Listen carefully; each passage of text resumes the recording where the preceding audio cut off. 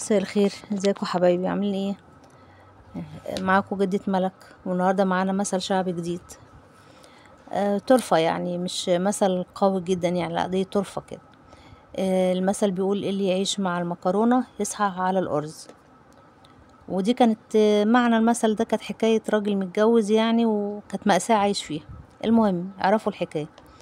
كان في راجل متجوز من فترة طويلة، ومراته كانت دايما كل يوم تعمله مكرونة على العشاء. بعد فترة بدأ ان هو يحس ان حياته كلها بقت مكرونة، وكل يوم نفس الاكل، وكل يوم نفس الروتين، وكل يوم هو نفس اللي بيتعمل. مفيش تجديد ومفيش تغيير، مفيش اي حاجة جديدة. كل يوم يكلمها مفيش فايدة، ما بتغيرش. ففي يوم قرر ان هو ينقل لها الموضوع كده على ايه هيئة طريقة طرفة. فقال لها ايه؟ اللي يعيشها مع المكرونة يصحى على الأرز.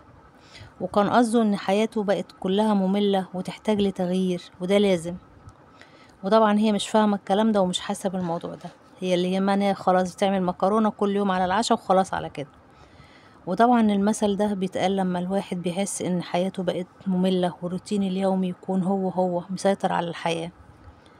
طبعا هو مفيش كده يعني، بس مجازا يعني. مش دايما ان الحياة بتبقى بنفس الإيقاع، ودي نتيجة لضغط الحياة وملل الروتين. الناس اللي بتعيش فيه من غير تغيير، ده ممكن يتقال في المواقف كتير لما تحس ان الدنيا ماشية على نفس الطريقة، وبدون تغيير ولا إحساس ولا حياة.